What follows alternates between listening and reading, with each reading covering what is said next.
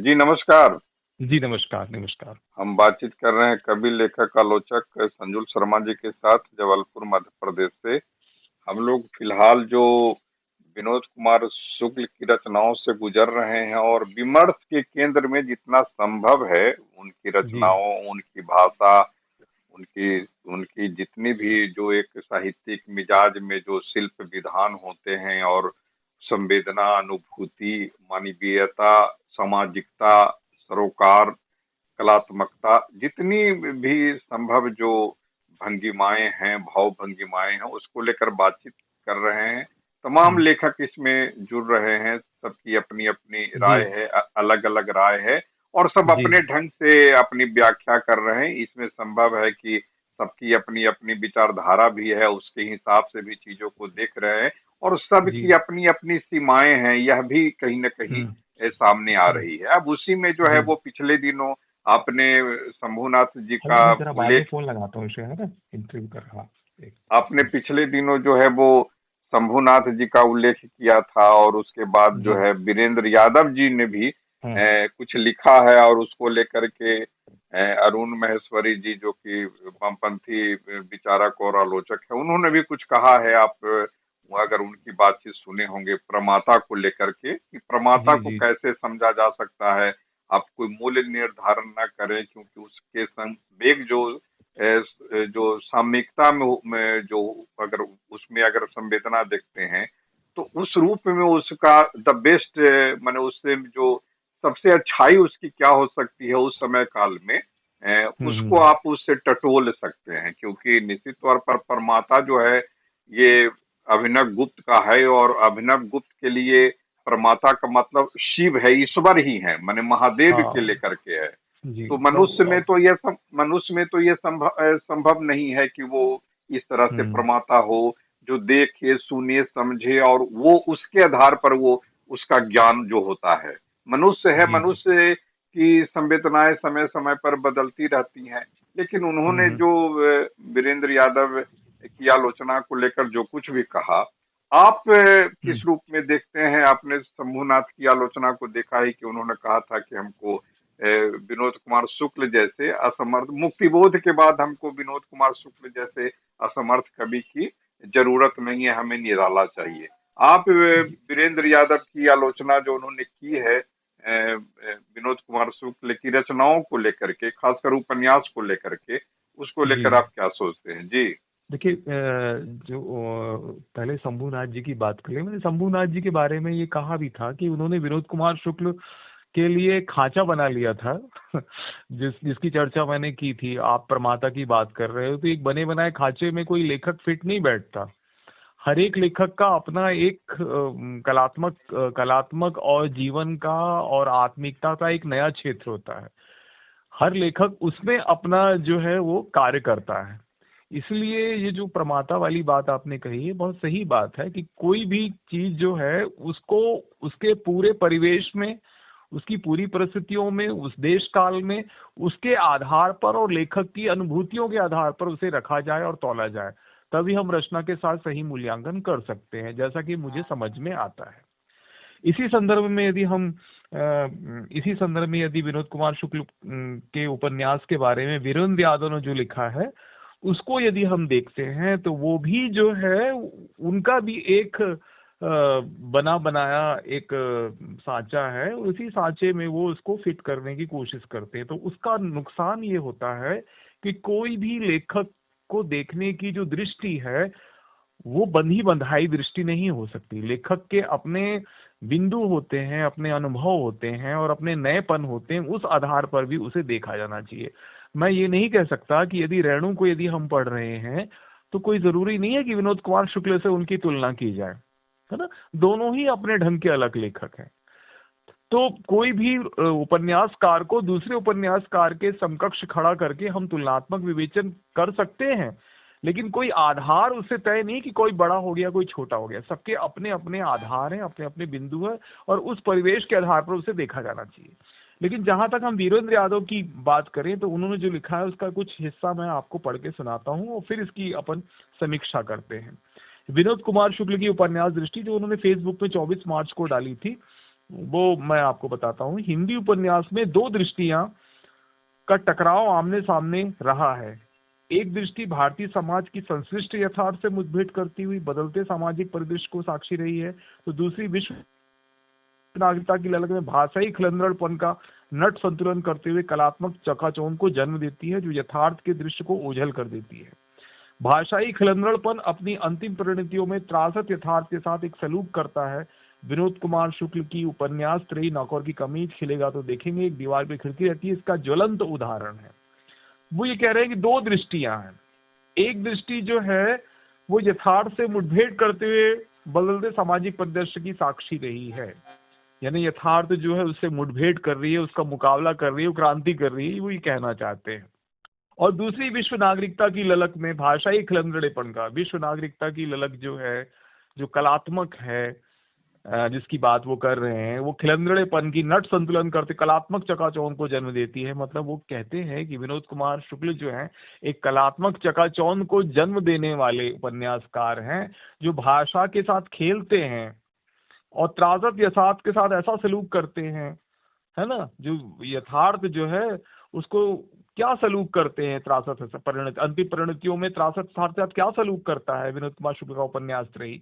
इसका ज्वलंत उदाहरण है निम्न मध्यम वर्गीय, इसमें वो लिखते हैं कि निम्न मध्यम वर्गीय जीवन की विडंबनाओं और विसंगतियों को अपनी कथा वस्तु बनाने के बावजूद यह उपन्यास अपनी अंतिम परिणति में महज एक कला रूप बनकर रह जाता है। काल व परिवेश में कैद से इन उपन्यासों का अपना एक स्वायत्त संसार है। उनकी सभी पात्र सीमित क्रिया प्रतिक्रिया व्यक्त करते हुए लगभग एक सनकी सी एक भाषा बोलते हैं, सम मानसिकता से ग्रस्त हैं। नौकर की कमीज के मुख्य पात्र संतू बाबू के माध्यम से निम्न मध्यम वर्गीय जीवन के प्रसंग विदुषकीय प्रक्षेपण की तरह प्रस्तुत होते हैं, ना कि त्रासक यथार्थ के रूप में। अब वो जो उनका जो औजार है वीरेंद्र यादव जी का, जिसकी प्रमाता में बात की गई है कि हर लेखक की अपनी नजर होती है, आप उस दृष्टि से देखो, ऐसे दुनिया में बहुत सारे लोग हैं भाई जिनकी समझ नहीं है। लेखक का ये दायित्व नहीं होता है कि वो चीजें जो दिख रही हैं उसको सामने रखे और उसमें से भी वो प्रतिरोध का एक बारीक स्वर पैदा करता है। यदि नौकर की कमीज को बात करें या खिलेगा तो देखेंगे में भी करता है, तो उसका एक अलग अंदाज हो सकता है। कोई जरूरी नहीं है कि उसमें कोई क्रांतिकारी व्यक्ति आ जाए और वो वहां पर कोई नया पैतरा बदल दे, जैसा कि ये सोच रहे हैं वीरेंद्र यादव जी, तो वो तो संभव नहीं है। नहीं, इनको इस रूप में इस बात को समझा जाए कि नौकर की कमीज में जो जो क्रांतिकारिता ये जिस रूप में वैचारिक दृष्टि से चाह रहे हैं, मैंने अपनी वो नहीं है। तो ना वीरेंद्र यादव के मान लीजिए कोई उनकी अपनी विचारधारा है या जिस तरह के यथार्थ बोध की बात कर रहे हैं, आप उन्हें यह बताएं कि दरअसल नौकर की कमीज की क्रांतिकारिता क्या है। जब तक उनको बताएंगे नहीं तब तक पता नहीं चलेगा जी। हाँ, नौकर की कमीज में कोई क्रांतिकारिता तो नहीं है, लेकिन प्रतिरोध का स्वर तो है। कोई जरूरी नहीं है कि हर उपन्यास जो है क्रांतिकारी हो सकता है। और कोई ये बात जो सहज रूप से रखी है, तो आज की दृष्टि से यदि नौकर की कमीज के संतू बाबू तो नौकर की कमीज तो यहीं से अगर इसको देखते हैं, नौकर की कमीज जब है तो ये पहले ही इस उपन्यास के शीर्षक से या हेडिंग से ही पता चलता है कि यह क्रांतिकारी उपन्यास नहीं है। पहले ही पता चल रहा है ये। हाँ, नहीं है क्रांतिकारी उपन्यास नहीं तो है। इसमें अगर कोई आलोचक, मान लीजिए कोई भी आलोचक की मैं बात कर रहा हूँ, तो क्रांतिकारिता या फिर यथार्थ अगर ढूंढ रहा है, तो मुझे लगता है ये तो उसकी वैचारिक दृष्टि में कहीं दोष है या कहीं धूमिलता है या धूमिल है। भैया वो वही है ना कि कोई चीज जो है उसके जो बिंदु हैं उसके बाहर की कोई चीज ढूंढने का क्या मतलब है। जो चीज है उसको उसी दृष्टि से देखा जाए भाई, कि उसमें क्या चीजें हैं। कोई भी लेखक कोई क्रांति करने वाला तो हो नहीं सकता कि उसके लिखने से कोई क्रांति हो जाएगी या कुछ हो जाएगा। तो वैचारिक विचारधारा की जो पकड़ है वो इतनी आलोचकों में यदि सिर पर चढ़ जाए तो फिर वो रचना को रचना की तरह देखने की दृष्टि भी उनकी खत्म नहीं होती है ना।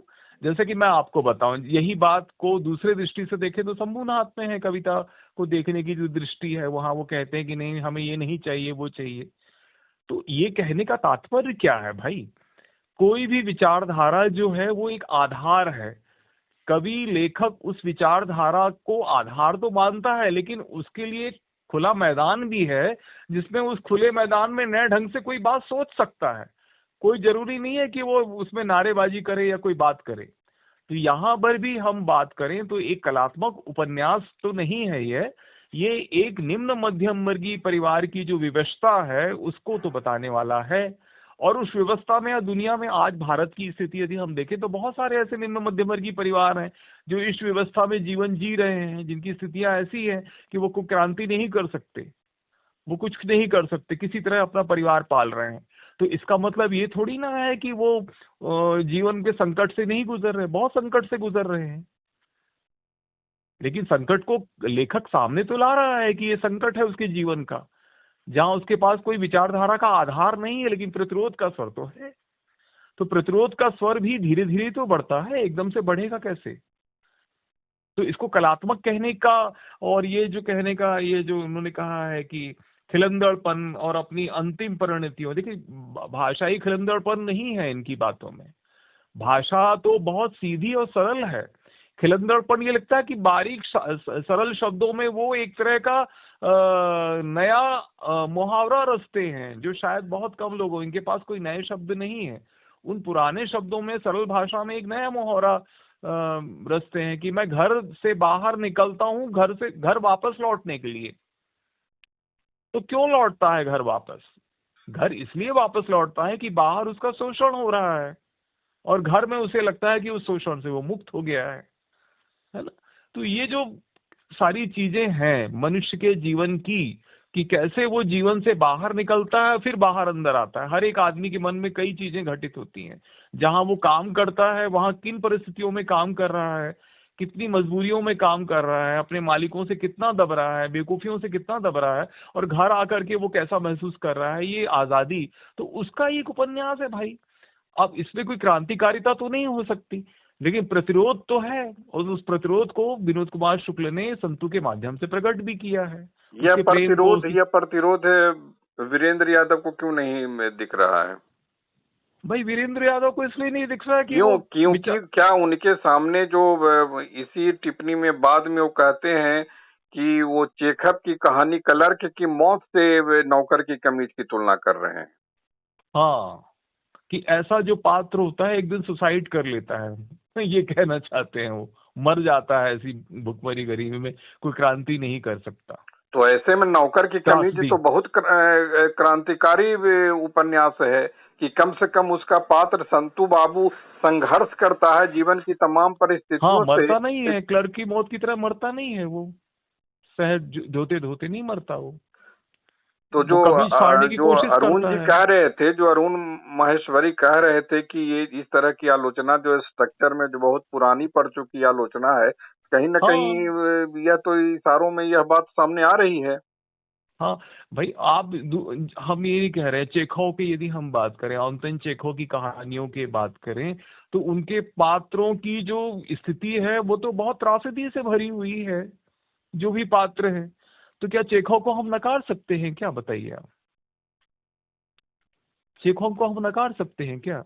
मुझे याद आता है, आपने अंतोन चेखव की बात की, मुझे 1995 के दिन याद आ रहे हैं। मैं आपको अपनी बात बता दूं, बिल्कुल याद आ रहे हैं कि भारत भवन में क्लर्क की मौत पर एक ड्रामा था, और शायद मैं भी उसे देखने गया था। तो उस समय राजेश जोशी भी थे उस नाटक को देखने के लिए, क्लर्क की मौत में। तो राजेश जोशी ने, उस समय मैंने नौकर की कमीज उपन्यास पढ़ा तो था, लेकिन उस दृष्टि से नहीं पढ़ा था। तो अब ये बात मुझे कहना नहीं चाहिए, तो उन्होंने इस बात की चर्चा जरूर की थी उस उपन्यास को लेकर के, नौकर की कमीज की तरह ही ये क्लर्क दिख रहा है, ऐसा उन्होंने कहा कि इसका नौकर और ये कमीज एक जैसी दिख रही है, जो आपने आज ये बात याद दिला दी।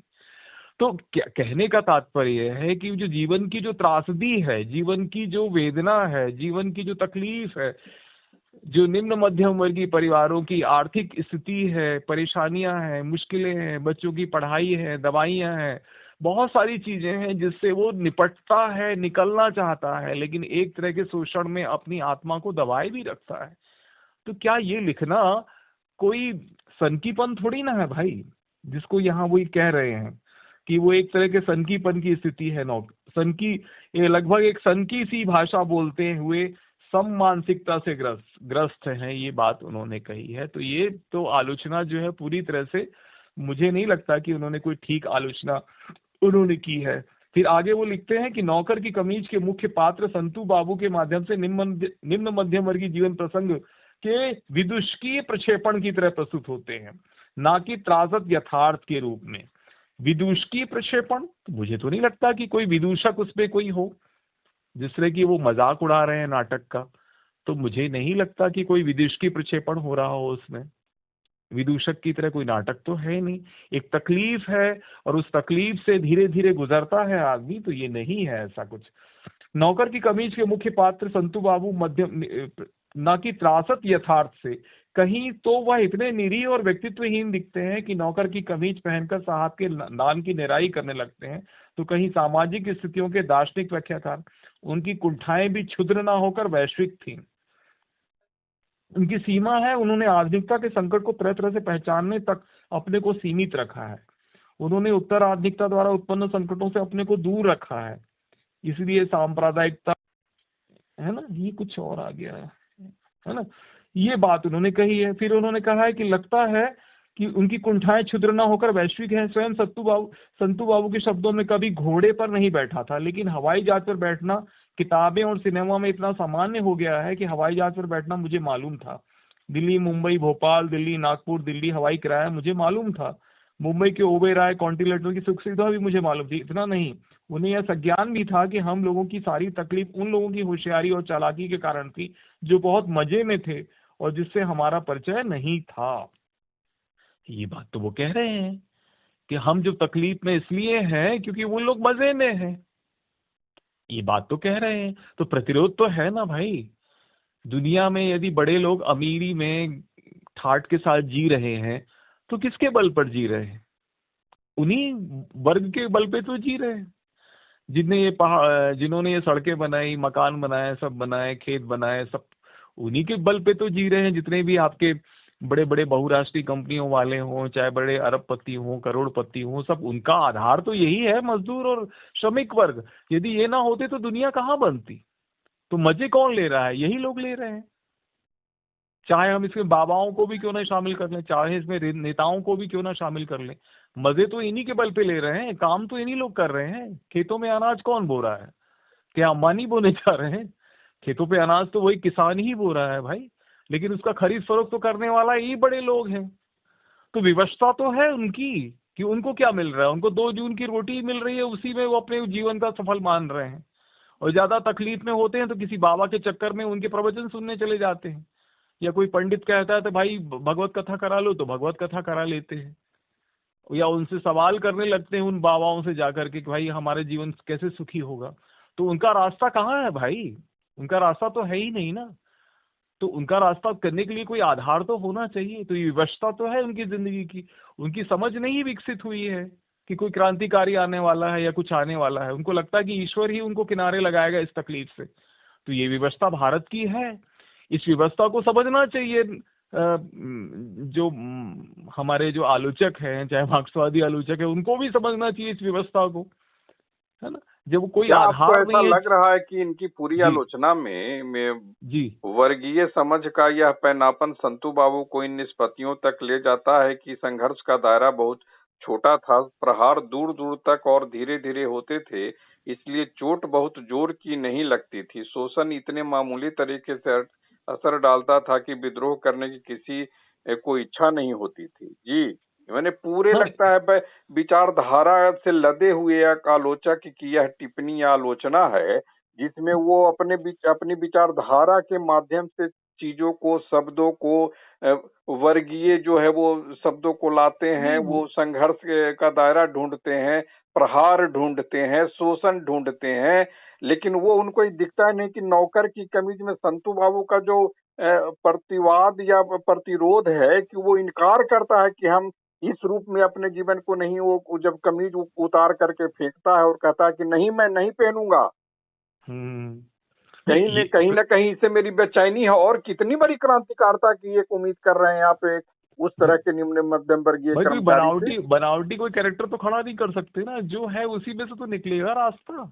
कि एकदम से हवा में उठ करके कोई फिल्म की तरह कोई बाकायदा बड़ा कैरेक्टर तो बना नहीं सकते। जो भी कैरेक्टर का विकास होता है वो धीरे धीरे सामान्य ढंग से ही होता है उपन्यासों में। कोई फिल्म तो है नहीं कि एकदम से आदमी प्रतिरोध का पूरा शिखर पर आ ले। जैसे वो फिल्म आई है पुष्पा की पुष्पा की तरह वो बिल्कुल कैरेक्टर बन जाए और प्रतिरोध कर दे, तो वो तो हो नहीं सकता। और वो भी उन्हीं के साथ मिलकर करने लगे, तो ये तो है नहीं। कोई बहुराष्ट्रीय किस्म की कहानी तो है नहीं, या कोई फिल्म तो है नहीं। ये तो कोई भी उपन्यासकार जो होता है उसके कैरेक्टर का धीरे धीरे ही विकास होता है। कोई एकदम से शिखर पर तो नहीं चढ़ जाता फिल्मों की तरह। फिल्मों और अगर इसमें अगर अलग अंतर। मुझे याद आ रहा है तो चार्ल्स डिकेंस का एक उपन्यास है डेविड कॉपरफील्ड। हाँ हाँ हाँ हाँ, बिल्कुल वो बिल्कुल। बहुत मोटा उपन्यास है। उसमें जी उस उपन्यास की क्रांतिकारिता बस इतनी है कि कई कैदियों को जो खाना मिलता है सभी लोग खा लेते हैं, लेकिन हम्म। उसमें एक कैदी ऐसा है जो कहता है कि नहीं, इस रोटी से मेरा काम नहीं चलेगा, वी हाँ नीड या आई नीड मोर सूप, वो कहता है। बिल्कुल बिल्कुल। और उस कैरेक्टर को उस उपन्यास में डेविड कॉपरफील्ड में उसको सबसे जो है वो क्रांतिकारिता वहां से शुरू होती है उपन्यास के। वो कहता है कि यह जो है हम्म। क्रांतिकारिता है। बिल्कुल बिल्कुल। इस मुझे नौकर की आपने। कमीज में एक हाँ निम्न मध्यम वर्गीय कर्मचारी अगर इतना प्रतिकार कर रहा है कि वो हाँ मालिक के सामने कह रहा है कि नहीं, मैं इस नौकर की कमीज को नहीं पहनूंगा, और वो प्रतिकार करता है, वो लौटा देता है, आप उसकी हाँ हाँ। क्रांतिकारिता को इतना साहस किस अगर उसके अंदर उसकी उसकी जिंदगी में या उसके जीवन में इस तरह की इंटीग्रिटी, इस तरह की सच्चरिता, अगर उसके चरित्र निर्मिति में इस सब गुण ईमानदारी के नहीं होते, प्रतिकार के नहीं होते, प्रतिवाद के नहीं होते, तो क्या इस जी तरह का वो तो बिक जाता। वो नौकर की कमीज भी पहनता, वो कटहल भी रख लेता अपने पास। बिल्कुल बिल्कुल। वही तो मैं कह रहा हूँ भाई। एक मैंने एक आपने जो चार्ल्स डिकेंस की बात की, एक ओ हेनरी की एक स्टोरी है, कहानी है, शायद आपने पढ़ी होगी, कि कोई भी रचना जो होती है वो कैसे धीरे धीरे ही अपने चरित्र का डेवलपमेंट करती है। उसमें एक बात बताऊं कि एक जो महिला है वो बस में जाती है, धीरे धीरे बस में जाती है, और उसके बाजू में एक कैरेक्टर बैठता है, एक आदमी, वो भी बस में जाता है। एक प्रेम कहानी है, और कई दिनों तक बस में जाते जाते उनके बीच में कोई बात नहीं होती, और अचानक वो महिला जो कोई नॉवेल पढ़ती है वो बस में छोड़ के चली जाती है। तो वो जो आदमी है उस नॉवेल में उसका पता रहता है एक लिफाफे में, तो वो उसके घर में पहुंच जाता है उस नॉवेल को वापस करने के लिए, उस पते को देख करके। और वो जब लौटता है तो एक हल्की बारिश होने लगती है बाजार, वो जब लौटता है, और उसके बाद कहानी समाप्त हो जाती है। अब इस कहानी में लोग कहेंगे क्या है भाई? तो कहने का मतलब कोई भी जो हमारी संवेदना है, प्रेम है, उसकी शुरुआत में हल्की बारिश का मतलब ऐसा प्रेम होना जो जमीन में समा जाए। तो कोई भी चीज धीरे धीरे ही होती है, मेरा कहने का मतलब है। कोई भी चीज यदि हम लेखक कभी रखता है तो बहुत सहूलियत से, बहुत धीरे धीरे ही पैदा करता है, एकदम से कूद फांद नहीं करता फिल्मों की तरह। तो अच्छा लेखक तो वही है जो चीजें धीरे धीरे ही उसको विकसित करता है। जैसे कोई फूल खिलता है या कोई बीज जो है अंकुरित होता है, उसी दृष्टि से रखा जाना चाहिए। लेकिन एकदम से कोई क्रांतिकारिता आ जाए तो वो बहुत अजीब लगती है और उसी तरह से टूट जाती है। जैसे कि मैं आपको बताऊं कि कोई भी चीज अचानक जब पैदा होती है तो उसका पतन वैसे ही होता है, और कोई चीज जब धीरे धीरे विकसित होती है तो वो ज्यादा दिन तक टिकती भी है। जैसे कि हम अपने राजनीतिक परिदृश्य की यदि हम बात करें, या हम सोवियत रूस की क्रांति की बात करें, तो उसका क्या हश्र हुआ? लोगों में राजनीतिक चेतना का जागरण तो नहीं हुआ, या उनके नेताओं में राजनीतिक चेतना का जागरण नहीं हुआ, जो सामाजिक जागरण हुआ, इसलिए सोवियत संघ का पतन हो गया। तो धीरे धीरे ही विकास होता है मनुष्य की चेतना का, संवेदना का, तभी तो समाज विकसित बन सकता है। या तो समाज बहुत विकृत होगा तो बहुत तेजी के साथ वो चीजें विकसित होंगी। कभी कभी कहा भी है ना कि पूंजीवाद जब शिखर पर पहुंच जाएगा बहुत ज्यादा, तब हम कह सकते हैं कि दुनिया बदलेगी। लेकिन जब तक पूंजीवाद शिखर पर नहीं पहुंचेगा दुनिया नहीं बदलेगी। तो धीरे ही धीरे होगा भाई, एक दिन से क्रांति नहीं होने वाली। कि जैसे मैं आपको बड़ी बड़ी बड़ी बात कह रहा हूँ कि जयप्रकाश नारायण ने जो संपूर्ण क्रांति का नारा दिया था तो ऐसा लग रहा था कि सब कुछ बदल जाएगा। या अन्ना हजारे ने जो जो किया था उससे लग रहा था कि सब कुछ बदल जाएगा। तो भैया ऐसे बदलने वाला नहीं है या फिर पूंजीवाद या इतना। फिर या फिर पंडित नेहरू ने भी एक जो कविता कोट किया था आजादी के एकदम ठीक दौरान कि miles to go before sleep, क्या हुआ फिर हाँ, उसका? कुछ नहीं हुआ। तो वही है ना कि कोई भी चीज जो कदम चलते हैं आपके उसके, वो धीरे धीरे ही चलते हैं। आजादी की लड़ाई की यदि हम बात करें तो 1857 से लेकर के अब तक में कितने सालों में, मतलब 100 साल 90 साल तो मान के चलिए आप कि 90 सालों में हिंदुस्तान को आजादी मिली, लंबी लड़ाई लड़ी। जातिवाद की कितनी लंबी लड़ाई चली, लंबा समय चला, कितने लोगों को वो करना पड़ा। तो ये पूंजीवाद का जो शिखर है वो जब तक तब तक बदलेगा जब तक लोगों के मन नहीं बदलेंगे, सारी चीजें नहीं बदलेंगी। तो कोई भी उपन्यास क्रांतिकारी बनने के लिए, क्रांतिकारिता तो दिखती है लेकिन वो बहुत बनावटी लगने लगती है। लेकिन यहाँ हम विनोद कुमार शुक्ल के उपन्यास की यदि हम बात करें तो उसका जो पात्र है वो अपने सहज रूप से अपना विकास कर रहा है। हाँ, हाँ, कोई और बड़ा पात्र होता तो वो दूसरे ढंग से विकास करता। हाँ, अब लोग कहते हैं कि जैसे हम मुक्तिबोध की कविता अंधेरे में की बात करें तो उसका जो नायक है, काव्य नायक है, वो भी अपने ढंग से अपना विकास करता है ना।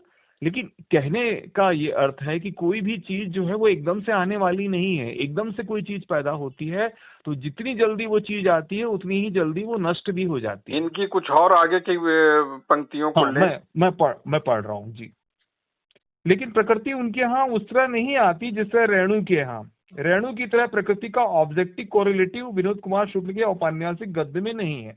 वो प्रकृति का तिस्लिम गढ़ते हैं और इस तिस्लिम को गढ़ने की प्रक्रिया में वो अपने औपन्यासिक पात्रों को तिस्लिमी बनाकर रख देते हैं। अब ये कहाँ है तिस्लिम? तो मुझे नहीं लगता कहीं। ये बात तो पूरी झूठी है कि तिस्लिम बना देते हैं। कोई भाई कोई जासूसी उपन्यास तो लिख ही नहीं रहे हैं वो। हम्म? कोई, लेकिन प्रकृति उनके यहाँ उस तरह नहीं आती जिसके यहाँ रेणु की आती। वो प्रकृति के तस्लीम गढ़ते हैं। इस तस्लीम को गढ़ने की प्रक्रिया में वो अपना अपना इस पात्रों को तस्लीम बनाकर रख देते हैं। प्रकृति के इस रम्यम मनोरम उपत्यका को देखकर दीवार में एक खिड़की रहती है कि रघुवर प्रसाद के पिता को सहसा एहसास होता है कि लगता है बहुत दिन जी गए, मृत्यु यहाँ से बहुत समीप हो।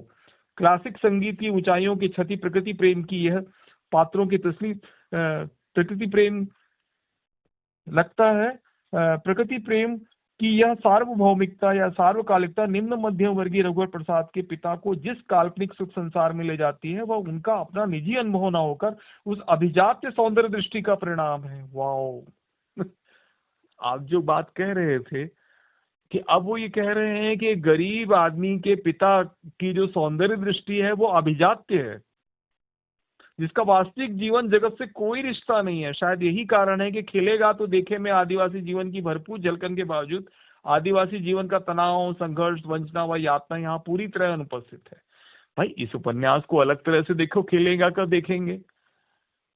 आदिवासी कोई क्रांतिकारी तो नहीं है ना। आदिवासियों के जीवन की जो सामान्य घटना है वही तो यहाँ पे बताई जा रही है। नौकर की कमी जो खिलेगा देखे में जीवन यथार्थ के जो बच्चे खुचे चिन्ह है उसकी यदि हम बात करें तो वो एक अलग अनोखे तरह से चलता है। भाई अनोखा क्या है इसमें? सामान्य ढंग से चलता है। ये बात तो कहीं दिखाई नहीं पड़ती है ना। तो यूं तो इस उपन्यास के केंद्र में एक निम्न मध्यम वर्गीय परिवार है, लेकिन इस परिवार के मुखिया रघुवर प्रसाद की चिंताएं कुछ विचित्र किस्म की हैं। कभी लावारिस साइकिल का मिलना उनकी समस्या बनती है तो कभी हाथी का लावारिस हो जाना। एक महाविद्यालय में गणित के प्राध्यापक होकर भी वे किसी मतिभंद बालक शरी का व्यवहार करते हैं। उपन्यास के केंद्र में हाथी, खिड़की, पेड़ का कोटर, सांप, नदी, जल, चट्टान और एक नवोढ़ा पत्नी। लेकिन नौकर की कमीज में और खिलेगा देखेंगे तर्ज पर ना तो इसमें कोई घटना संघर्ष जीवन सत्य है ना कोई कालखंड। उत्तर आधुनिकता के संबंध में डॉक्टर नामवर सिंह के साहित्य के जिस तपोवन की चर्चा करते हैं विनोद कुमार शुक्ल दीवार में एक खिड़की रहती है उपन्यास में उसी तपोवन की रचना करते हैं। लेकिन नामवर सिंह के शब्दों में ना तपोवन जगत बन सकता है ना साहित्य।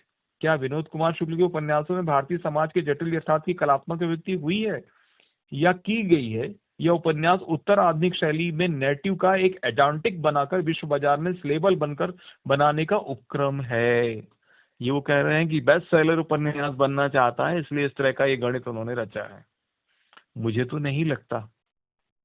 यदि उनको बेस्ट सेलर उपन्यास लिखना होता तो भैया वो इस निम्न मध्यम वर्गीय परिवारों को क्यों लेते? कोई और पात्र ले सकते थे। वो इन्हीं को लेने की क्या उनको जरूरत थी?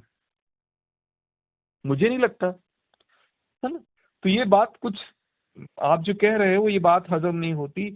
वो फिर बात ये भी कहते हैं कि जिनकी कसौटी पर विनोद कुमार शुक्ल विश्व कथा साहित्य में पांगते बताए जाते हैं, यह कसौटी Gabriel Garcia Marquez, Chinua Achebe, Toni Morrison, Ralph Ellison, James Baldwin, Nadine Gordimer, Doris Lessing की साहित्यिक कृतियों से उपजा हुआ विश्वबोध है, या कि पश्चिमी पूंजीवाद।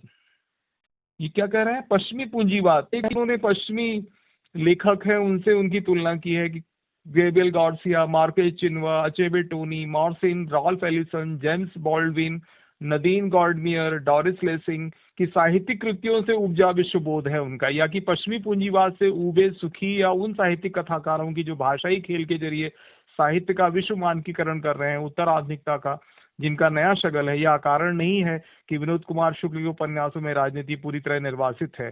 राजनीति का यह निर्वासन और मूर्त स्थितियों का अमूर्तन ही उनके उपन्यास की यह कलात्मक उपलब्धि है, जिस पर वो हिंदी के कुलीन तंत्र की सर्व सहमति है।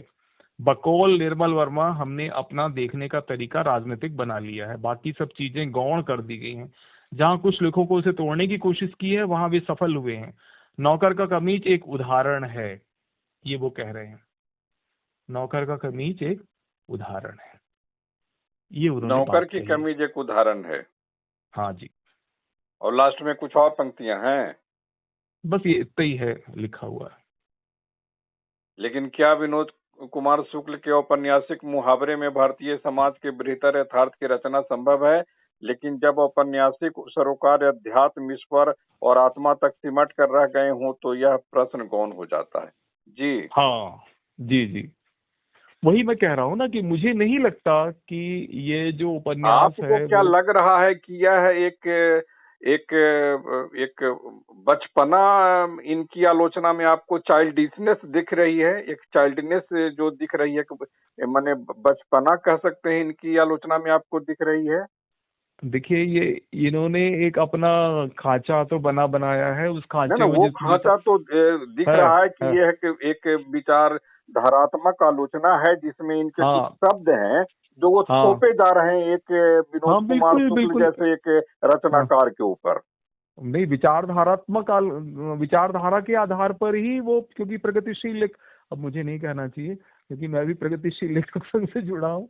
प्रगतिशील लेखक संघ की जो एक पूरा खांचा है उसी आधार पर वो उसको ढाक रहे हैं। प्रगतिशील लेखक संघ कोई खांचा तैयार थोड़ी ना करता भाई, वो तो एक प्रगतिवादी चेतना है। इसका मतलब ये थोड़ी है कि लेखकों को खारिज किया जाए, कोई भी लेखक को खारिज तो किया नहीं जा सकता। ये तो वही हुआ जैसे कि रामविलास शर्मा ने मुक्तिबोध पर लिखा, वही हाल हुआ यहाँ पर तो। और ये कहा भी गया, लोगों ने तो ये कहा कि प्रगतिशीलों ने उनको ढकेल दिया इसलिए वो कलावाद की तरफ चले गए। लेकिन ये रचना तो मुझे नहीं लगता उपन्यास पढ़ने के बाद या तीनों उपन्यासों में पढ़ने के बाद मुझे नहीं लगता कि ये पूंजीवाद के रंग में रंगी हुई कोई ऐसी रंगीन रचना है। ये तो कहीं नहीं लगती, ना ही उसका कोई बोसा उसमें नजर आता। उस रचनाकार की जो स्थिति आप घर जाके देखेंगे तो वो बहुत साधारण तरीके से रहने वाले विनोद कुमार शुक्ल हैं। एक साधारण सी शर्ट पहनी, वो जो कहा है वो एक साधारण तरीके से रहने वाले लोग हैं। हाँ, ये बात जरूर है कि जब उनको शुरू के दिनों में मैंने देखा तो वो इतने साधारण नहीं थे, लेकिन जैसे ही उम्र गुजरती गई बहुत साधारण व्यक्ति है वो। उनका परिवार भी आप देखें तो बहुत साधारण है, कहीं से नहीं लगता कि एक बहुत बड़ा लेखक है, कहीं से उनका नहीं, कोई। इतनी धुंधली आलोचना, इतना इस हाँ तरह की आलोचना में आप डार्कनेस देखेंगे। एक हाँ तथाकथित आलोचक में इतना डार्कनेस, इस तरह का डार्कनेस अगर आप देखते हैं तो ये बहुत ही, और वो इसमें नामवर सिंह को भी लपेट रहे हैं वो। नामवर सिंह का भी नाम ले रहे हैं। नामवर सिंह ने को लेकर भी, नामवर सिंह ने जो उनकी रचना को लेकर के, विनोद कुमार शुक्ल की रचनाओं को लेकर के जो अपनी टिप्पणी दी है, उसमें कहीं ना कहीं तपोवन जो शब्द इस्तेमाल कर रहे हैं उसमें हाँ, नामवर जी पर भी कहीं ना कहीं हमला वो कर रहे हैं।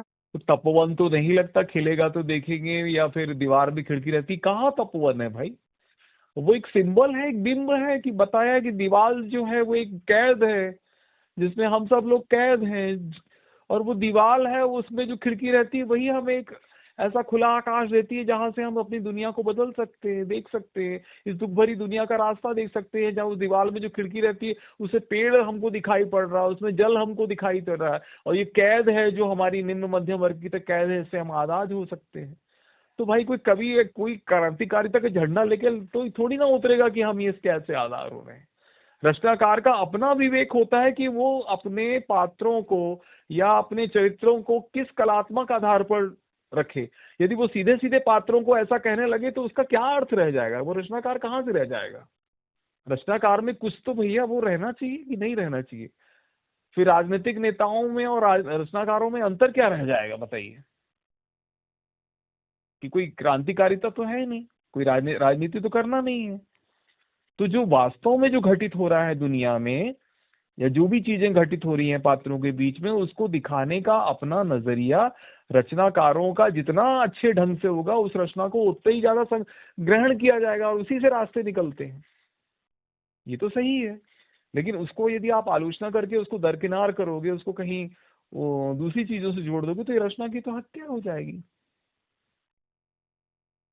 तो इतने इस तरह की आलोचना को आप क्या कहें। एक तरफ शंभुनाथ पर आपने कुछ बात रखी, फिर ये वीरेंद्र यादव टाइप के जो आलोचक अपने आप को कहते हैं, वीरेंद्र यादव ये कहीं न कहीं में नामवर इनको भी कटघरे में खड़ा कर रहे हैं। जो उन्होंने हाँ। कभी विनोद कुमार शुक्ल को लेकर जो अपनी कुछ बात रखी, या जो बकौल विश्वनाथ त्रिपाठी की नामवर जी ने भी उनकी जो रचना है उसको लेकर प्रशंसा की है, तो इसको लेकर भी विश्वनाथ त्रिपाठी जी ने कहा था। तो ये क्या वीरेंद्र यादव के अंदर कोई एक ऐसा एक ललक या फिर ऐसा रोग पैदा हुआ कि वो विनोद कुमार शुक्ल को समझने की उनकी मानसिक तैयारी नहीं है, या जो वैचारिक फॉर्मेट है उसमें कैद होकर के रख दिया, उसी फॉर्मेट से सब कुछ को देखते हैं वो। वही तो मैं कह रहा हूँ। ये वीरेंद्र यादव जी के बारे में एक बात बताऊं, यहाँ परसाई जी पे प्रगतिशील लेखक संघ का एक बड़ा महाअधिवेशन हुआ था परसाई जी की जन्म शताब्दी पर। उसमें वीरेंद्र यादव जी भी यहाँ आए हुए थे, उन्होंने भी अपना एक बड़ा लंबा वक्तव्य दिया, हम लोग भी उसको सुनने गए थे। तो मुझे ज्यादा पता नहीं था, लेकिन जब आपने जब कहा तो मैंने इसको बड़ी गंभीरता से पढ़ा। तब मुझे लगा कि ये चीज एक तरफा कही जा रही है, जो बहुत अच्छी बात नहीं है। अच्छी बात क्या नहीं है, मतलब बिल्कुल स्वीकार योग्य नहीं है, जैसा कि अरुण माहेश्वरी जी कह रहे हैं, बिल्कुल स्वीकार योग्य नहीं। और इसीलिए बहुत अच्छे अच्छे रचनाकार के ऊपर जो जिस तरह का दबाव उत्पन्न किया जाता है आलोचकों के द्वारा, वो कहीं ना कहीं रचनाकारों को उससे बाहर निकाल देता है कि वो अच्छी तरह से अपनी रचना को लिख नहीं सकते। और मैं ये बिल्कुल नहीं कह सकता कि विनोद कुमार शुक्ल एक पूंजीवादी किस्म के लेखक हैं, ये मैं बिल्कुल स्वीकार ही नहीं कर सकता। या जिस तरह से उन्होंने बात कही है, कहीं से मुझे नहीं लगता। हाँ, ये मैं जरूर कह सकता हूँ कि अशोक वाजपेयी कलात्मक हो सकते हैं, उनका रुख हो सकता है उस तरफ, या लोकतांत्रिक रूप से हो सकता है, लेकिन मैं विनोद कुमार शुक्ल को नहीं मान सकता, क्योंकि मैंने देखा है, समझा है, जाना है। लेकिन ये बात तो बहुत अजीब लगती है जी। नहीं तो एक जो आप जिस रूप में कह रहे हैं कि जिस रूप में ये प्रतिवाद और प्रतिरोध चाह रहे हैं उनके उनके रचना संसार से, विनोद कुमार शुक्ल के रचना संसार से, तो पहले तो यह देखना होगा कि क्या विनोद कुमार शुक्ल अपनी रचनाओं में जो वीरेंद्र यादव चाह रहे हैं, क्या वो रचना चाह रहे हैं कि जो विनोद कुमार शुक्ल जो हैं वाकई में जो हैं वो रचना चाह रहे हैं। हाँ, अब मैं एक कमलेश्वर जी ने भी इस नौकर की कमीज पर एक बात कही थी, कहो तो मैं कह दूं इसको जी। जो एक साक्षात्कार में उन्होंने कही थी कमलेश्वर ने अपने जीते जी नौकर की कमीज पे, वो बात कहो ना, कहना चाहूँ तो कह सकता हूँ मैं क्या? जी जी हाँ, कमलेश्वर ने नौकर की कमीज में महावीर अग्रवाल को जो साक्षात्कार दिया था, उसमें उन्होंने कहा था कि उपन्यास मुझे बहुत महत्वपूर्ण इसलिए लगता है क्योंकि इस उपन्यास ने उपन्यास की संरचना को एक नई दिशा दी है। यह उपन्यास हिंदी उपन्यास का नया प्रस्थान बिंदु है, बड़ी थीम का उपन्यास है। नौकर की कमीज उपन्यास का शिल्प अनोखा है, उपन्यास के ढांचे को तोड़ता है। दीवार में खिड़की रहती है उपन्यास निजी और एकांत पलों की फैंटेसी द्वारा रचा गया, पर बाजार की गिरफ्त से बाहर है, ये भी लिखा है उन्होंने, पर बाजार की गिरफ्त से बाहर है। और यह जो वीरेंद्र यादव जी कह रहे हैं कि वो पूंजीवाद की गिरफ्त में है। तो और ये दूसरी, ये कैसे ये अंतर दिख रहा है आपको? ये कमलेश्वर तो इस कह रहे तरह हैं कि के जो आलोचक हैं, मान लीजिए जो शंभुनाथ जो हैं, वो अपनी ही आलोचना को कर रहे हैं कि मैं बहुत आक्रामक होकर के लिखा था। उसके बाद विनोद कुमार शुक्ल, जो उनको जानकारी मिली कि वो नाराज भी हो गए थे, दुखी भी हो गए थे। ये जो है जिस तरह से उनमें यथार्थ की खोज कर रहे हैं और बाकी खिलंदरापन और तमाम तरह के जो आरोपित कर रहे हैं उन पर, जो कि उनकी भाषा में आपने कहा कि उनकी भाषा में कहीं कोई नहीं खिलंदरी नहीं, और मुझे नहीं खिलंदरापन नहीं। लगता कोई खिलंदड़ापन कहीं नजर नहीं आता। एक सहज भाषा का खिलंदड़ापन तो मुझे यहाँ दिखाई पड़ता है, निर्मल वर्मा की कहानियों में हम कह सकते हैं, क्या या इनकी निर्मल वर्मा आलोचना की में, क्या वीरेंद्र यादव की आलोचना में यह भाषाई खिलंदरापन आपको दिख रहा है? हाँ, उनकी भाषा में तो है खिलंदड़ापन, लेकिन वो आरोपित कर रहे हैं विनोद कुमार शुक्ल को। जबकि इनकी आलोचना में एक खिलंदरापन दिख रहा है आपको। खिलंदड़ापन है क्योंकि वो एक पूरा सोच के हिसाब से लिखी गई आलोचना है, और उसको वो पूरी तरह से खारिज कर रहे हैं जो सही नहीं है। भाई खिलंदड़ापन यदि हम माने देखें, इसमें नौकर की कमीज में कविताओं के संतू खिलंदड़ेपन बाबू की की बात करें तो संवेदना मैं से, नरेश नौकर की सक्सेना की कमीज में संतू जी, बाबू की संवेदना से वीरेंद्र यादव को कुछ भी लेना देना नहीं है। उसके जीवन संघर्ष से कुछ नहीं लेना कोई देना है। लेना देना नहीं है। भाई खिलंदड़ापन की बात करें तो प्रगतिशील नरेश सक्सेना की कविताओं में खिलंदड़ापन बहुत ज्यादा है, जो शायद मैं पहले ही इंटरव्यू में आपको बोल ही चुका हूँ। आजकल वो एक बच्चे की कविता पढ़ते हैं, बच्चा जानता नहीं है, सुनता है टू टू टू, वो कलात्मक रूप से बोलते हैं, तो वो खिलंदड़ापन नहीं दिखता लोगों को, जो वहां पे लखनऊ में अध्यक्ष अच्छा, भी इस बने तरह हैं की पीडब्ल्यू के। आलोचना, मान लीजिए कि इस तरह की आलोचना और इस तरह के आलोचक जो होते हैं, क्या कहीं आपको लगता है कि विचारधारा ने इनको रोगी कर दिया है? क्या इसमें यह ये संभव है कि विनोद कुमार शुक्ल की रचना की अगर हम आलोचना करें तो कुछ हद तक पहले हम्म, अपने आप को रूपांतरित करें कि हम विनोद कुमार शुक्ल की मानसिकता या उनके मानस तक पहुंचने की कोशिश करें? देखिए पहली बात तो ये है कि पहले हम अपनी पूरी विचारधारा को साथ में लेकर तो चलें, लेकिन मूल जो मानवीय संवेदना है उसको सबसे पहले पकड़ के रखें भाई, और कलात्मक बिंदु को पकड़ के रखें, फिर विचारधारा की धरातल से सोचें। लेकिन आदमी पहले ही विचारधारा का गणित पहले लगा लेता है तो फिर रचना की तो हत्या ही हो जाती है, सोचने के लिए कहाँ मजबूर हो सकता है फिर वो, है ना? तो उसको तो पहले अपने जीवन संवेदना और मनुष्य संवेदना को लेकर चलना पड़ेगा। जैसे प्रमाता में भी कहा गया है कि एक पूर्ण जो संवेदना है जीवन की, उसको पकड़ करके ही आप किसी रचना के बारे में सोच सकते हो, फिर आप अपने मानदंड तय करिए उसमें। लेकिन पहले ही से आप स्केल नाप लेकर के नापने लगते हो चीजों को, तो फिर कहाँ से कोई चीज हो पाएगी। कोई भी नई चीज पुराने की तरह नहीं होती, और स्वाभाविक है कि कोई रचनाकार पुराने रचनाकार की तरह ही नहीं होता, उसमें बदलना पड़ता है, तभी तो रचना ज्यादा दिन तक चलती है भाई। हाँ भाई, वाल्मीकि ने जब रामायण लिखी संस्कृत में, तो वो रामायण अलग तरह की थी। तुलसीदास जी ने रामचरितमानस लिखी, वो अलग तरह की थी। अब इन्होंने जाके मैथिली शरण गुप्त ने यदि साकेत लिखा खंड काव्य के रूप में, तो वो अलग तरह का था। अब कोई कहने लगे कि यार भैया इसे तुलसीदास की तरह क्यों नहीं लिखा, या फलाने की तरह क्यों नहीं लिखा। तो भाई हर कवि, हर रचनाकार, हर लेखक अपने अपने समय और उसके आधार पर उसके सौंदर्य को अलग तरह से देखता है, और उसके आधार पर वो उसको उद्घाटित करता है। तो कोई पूर्व के लेखक से उसकी तुलनात्मक विवेचना करने के पीछे भी तो कुछ समझ होना चाहिए कि नहीं होना चाहिए। तो नहीं, आपने कहा कि नहीं भाई ऐसा नहीं है, वो तो ऐसा है। तो हर रचनाकार को एक दूसरे के समकक्ष, यदि हम समकक्ष खड़ा करते हैं, तो उसके रचनात्मक बिंदुओं पर पहले पड़ताल तो कर लो भाई। विचारधारा के धरातल पे मत सोचो उस बारे में, विचारधारा को बाद में आप उसको पहना करो। दूसरी बात सबसे ज्यादा महत्वपूर्ण यह है कि मनुष्यता का श्रेणी क्या है, उस पर लिख रहा है कि नहीं लिख रहा है, ये तो देखिए आप। जी। निर्भय जी। इस पहलू को तो अपनी इस पूरी आलोचना में उन्होंने एक शब्द भी इसको लेकर के उन्होंने खर्च नहीं किया है, या तो इस तरह के नहीं शब्द उनकी आलोचना में है भी नहीं, उनके मानस में भी शायद इस तरह के मैंने शब्द नहीं हो, ये भी हो नहीं नहीं सकता है, है। नहीं है, बिल्कुल नहीं है।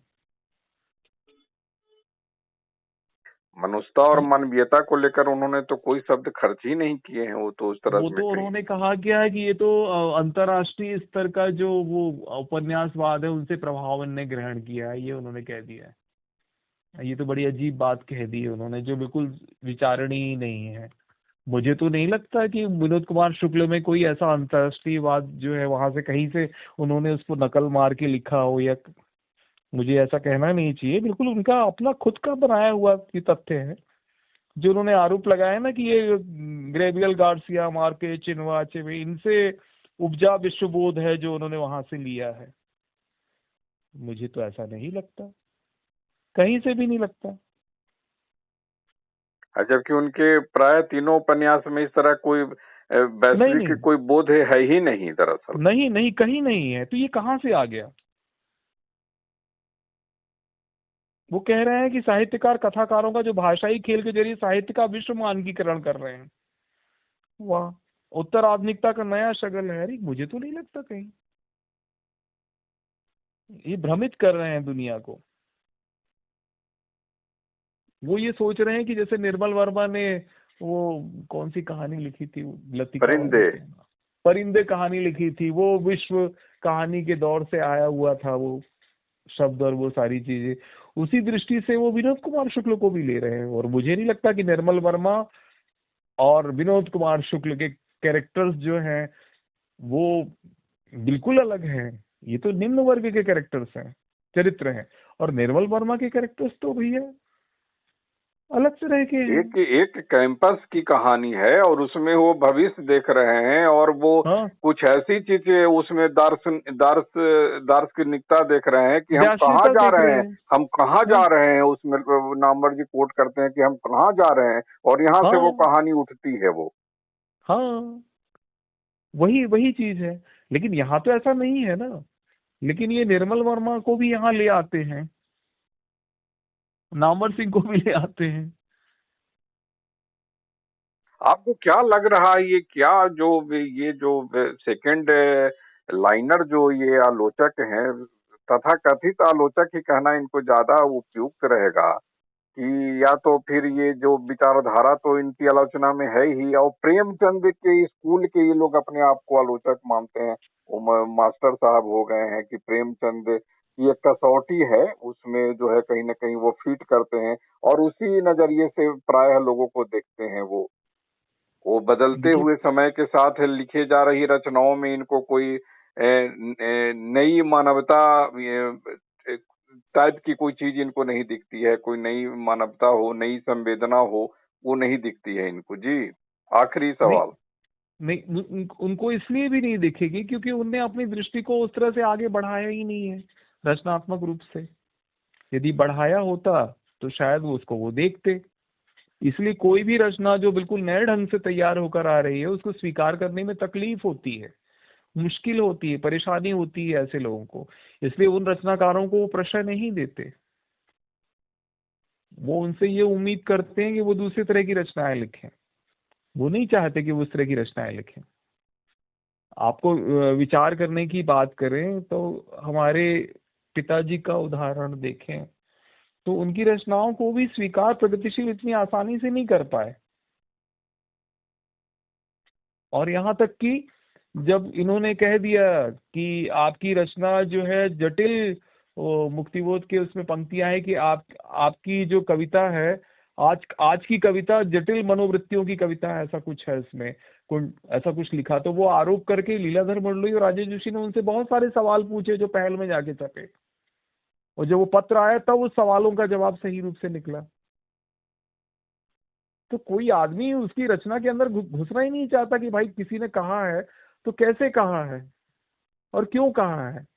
वो आरोप लगाना शुरू कर दिया लोगों ने, और इसका नुकसान उनको भी बहुत हुआ। गनीमत है कि वो पत्र सब सामने आया तो लोग ने उसको उस ढंग से देखा, तब जाके चीजें सामने आई। तो कहने का तात्पर्य है कि रचना को अंदर तक घुसने का जो प्रयास आलोचक को करना चाहिए अपनी पूरी ताकत के साथ, वो शायद उतनी ईमानदारी के साथ नहीं कर रहे हैं, चाहे वो शंभूनाथ जी हो, चाहे ये जिनकी हम बात करें वीरेंद्र यादव जी। वो हम ये जो कह रहे हैं ना, पहली जो बात हमने कही भी थी कि मुख देखी आलोचना होती, जिसको कहते हैं ना मुख देखकर आलोचना करना, कि जो उनको पसंद आया है उसी के बारे में अच्छा लिखना, और जो पसंद नहीं आया उसके खिलाफत में लिखना। उसमें उनका कोई मूल्यबोध नहीं है। मूल्यबोध तब होता जब वो रचना के आधार पे आलोचना करते। नहीं, इसमें इसमें एक जो सुशील कुमार है, उन्होंने इसको जी लेकर जो कुछ टिप्पणी की है इस उनकी आलोचना पर। सुशील कुमार ने कहा कि आप बेहतर होता कि कुछ आप मैंने तुलना तुलना करते हुए, कुछ उपन्यासों से तुलना करते हुए कुछ उदाहरण देते। हाँ हाँ हाँ हाँ, लिखा है। तो उनके कहाँ किससे तुलना करते, बताइए बताइए ना, किससे तुलना कर सकते हैं? सुशील विनोद कुमार कुमार ने उनसे कहा है कि अगर आप इस कहा। तरह की भाषा में लिख रहे हैं, आप खारिज कर रहे हैं, तो बेहतर हाँ होता कि कुछ आप और दूसरे तीसरे उपन्यासों के उदाहरण देते हुए इनकी मैंने आलोचना करते। भैया कौन सा उपन्यास है जो इनसे तुलना कर की जा सकती है, आप बताएं। नहीं नहीं, वो वीरेंद्र यादव से मांग कर रहे हैं कि हाँ आप मांग इनको कर जो रहे हैं, सीधे से मतलब नहीं, खारिज कर रहे हैं, खारिज तो तो कर आप रहे हैं। और इसके बरक्स कोई और उपन्यास के उदाहरण कुछ अंश रखते, वो हाँ कि वो बेहतर है, ये ऐसा है, बताते हैं आप। तो उनके पास ऐसा कोई उपन्यास हो ही नहीं सकता ना। तुलनात्मक रूप से भी तो कुछ चीजों में समानता होना चाहिए ना। कोई भी चीजों की जब हम तुलना करते हैं तो कुछ बातें समान होनी चाहिए, तभी तो तुलना की जा सकती है। जब कुछ चीजें समान ही नहीं मिलेगी तो तुलना कहाँ से की जाती? तुलना तो उनके पास कोई प्रश्न ही नहीं है तुलना करने का। तुलना इसलिए वो किससे कर रहे हैं? वो जो अंतर्राष्ट्रीय लेखक हैं उनसे कर रहे हैं। वो माखिया गार्बुएला उस पे कर रहे हैं, पॉज पे कर रहे हैं, उसको हाल ले आकर पटक रहे हैं उनको, विनोद कुमार शुक्ल जी को, विदेशी लेखकों के साथ। जबकि उनकी जो मनस्थिति है वो दूसरी है। विनोद कुमार शुक्ल की मनस्थिति और उनका उपन्यास दूसरे तरह का है। तो तुलना उनसे कर रहे हैं जिनके उपन्यास उन्हें पढ़े हैं कि नहीं पढ़े मुझे नहीं मालूम, लेकिन उनसे जाके वो उनके नाम लेकर के उनके समकक्ष खड़ा कर रहे हैं, और शायद ये बताने की कोशिश कर रहे हैं कि ये उनके समकक्ष हैं, शायद इसीलिए उन्हें अमेरिका का बड़ा पुरस्कार भी मिला, ये भी कहना चाहते होंगे शायद। लेकिन मुझे नहीं लगता कि ऐसा कुछ है कि उन्होंने उनकी कोई जो विदेशी उपन्यासकार है जिनसे बात कह रहे हैं ये वीरेंद्र यादव जी, उनसे कोई तुलना उनकी की जा सकती है। हाँ ये बात जरूर है कि नौकर की कमीज उपन्यास और चेखोव की कहानी, क्लर्क की मौत, ये दोनों के अंत अलग अलग तरह के हैं। लेकिन ये है कि कैरेक्टर्स हैं एक जैसा, कि क्लर्क चुपचाप उस शोषण के बीच में रह रहा है, काम कर रहा है, और नौकर की कमीज का ये जो नौकर है वो भी उसके बीच में रह रहा है। कुछ दोनों के चरित्रों में समानता दिखाई पड़ती है चेखोव की और उसमें। लेकिन आप याद करिए ना, चेखोव की कहानी की जो त्रासदियां हैं वो कितनी बड़ी त्रासदियां हैं मनुष्य जीवन की। क्या चेखोव बड़ा लेखक नहीं है? मुझे तो लगता है चेखोव बहुत बड़ा लेखक है। आपको क्या लगता है निर्भय जी? चेखव ने तो कहा था कि हमारी इतनी क्षमता नहीं है, औकात नहीं है कि मैं उपन्यास लिखने के बारे में सोच पाऊं, और हम हाँ अगर कहानी ही, अगर लंबी कहानी ही अगर हम अपने जीवन में लिख पाए तो ये हमारी बहुत उपलब्धि होगी। और उन्होंने ऐसा किया भी। हाँ वो अपनी कहानी के लिए ही वो लेव तोलोस्ताय या लेफ तोलोस्ताय को टक्कर देते हैं, या फिर बिल्कुल बिल्कुल। गोरकी को टक्कर देते हैं, या हाँ दोस्तोयेवस्की को टक्कर देते हैं। वो उन्होंने तो उपन्यास लिखा नहीं। हाँ, वो एक उनकी एक वो स्टोरी है चेखोव की, वार्ड नंबर 6, उसकी जो कथा है वो आप देखें तो डार्लिंग उनकी त्रासदी। कहानी, एक डार्लिंग उनकी कहानी है। डार्लिंग की कहानी है, हाँ, बटरफ्लाई उनकी कहानी है। तो उसकी जो त्रासदियां है जीवन की, वो तो उन्होंने उसमें रखी है जीवन की, वो तो त्रासदियां हैं। अब कोई कहे और कि इसमें कोई नौकर की क्रांति कमीज नहीं। में जो संतू बाबू का ये जो प्रतिवाद है कि व्यवस्था, मैं मालिक को वहां मान के चल रहा हूँ कि वो एक सरकार है, वो व्यवस्था है, वो सिस्टम है, और वहां पर हाँ यह हाँ कहना कि ये नौकर की कमीज में मैं नहीं पहनूंगा, ये हाँ, उसका बहुत बड़ा प्रतिकार है। उसकी नौकरी प्रतिवाद जा है। सकती, हाँ जी जी बिल्कुल बिल्कुल। उसकी नौकरी जा सकती है। वो वो नौकरी से निकाला जा सकता है, फिर उसके बाद उसके जीवन का क्या अंत होगा, उसको लेकर के भी वो तैयार है। हाँ, तो वो तैयार है, लेकिन उसकी मनस्थिति तो देखिए कि वो बेचारा परेशान है, किस तरह की जिंदगी जी रहा है। कि टमाटर जो लगा हुआ है, जो बर्तन जहां मांजते हैं वहां यदि टमाटर उग भी आए हैं, तो उसको ले जाने के लिए उसकी पत्नी भी 4 बार पूछती है कि भाई मैं ये टमाटर ले जाऊं अपनी चटनी बनाने के लिए। कितनी मतलब विपन्नता की जो परिणति है वो देखिए आप, उसकी परिणति देखिए कि मालिक के घर में अपने आप उगाए टमाटर के पेड़ों में यदि टमाटर लग गए हैं तो उसको पूछना पड़ रहा है कि ले जाऊं क्या मैं ये। तो कोई लेखक क्यों लिखेगा, इसकी जरूरत क्या थी उनको लिखने की, कुछ और लिख देता भाई। तो आपको नहीं लगता कि ये एक तरह की विकट स्थितियों का उपन्यास है ये? नहीं, है मनुष्य तो। होने मुझे लगता है कि मनुष्य होने की प्रक्रिया की ये सारी रचनाएं हैं। मनुष्यता हाँ, बचाए मनुष्य रखने होने, की है, बिल्कुल बिल्कुल मानवता बिल्कुल। बचाए रखने की जो हाँ हाँ, जद्दोजहद जो है, संवेदना बचाए जद्दोजहद है, रखने वो की बता रहा है जद्दोजहद है। कि एक एक व्यक्ति जो निम्न मध्यम वर्ग का है वो कितना संघर्ष कर रहा है अपने लाइफ में। उसकी कमाई कम है, उसको जीवन, उसको पालना है, बच्चों को पालना है, पढ़ाना लिखाना है। और ये स्थिति ऐसी नहीं है, मैं आपको क्या बताऊं सर।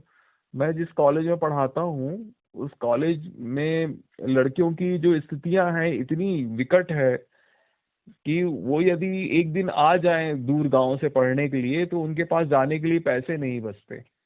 तो बेचारी लड़कियां 2-2 3-3 दिन तक नहीं आती हैं। तो हम लोग कहते क्यों नहीं आए, तो बोले सर पैसे ही नहीं थे टेम्पो में देने के लिए। तो है तो तकलीफ है, बहुत परेशानियां हैं सर, मैं ये नहीं कह रहा हूँ कि नहीं है। और उस तकलीफ के बीच में भी बच्चे पढ़ रहे हैं, किसी तरह से खिल के पढ़ रहे हैं।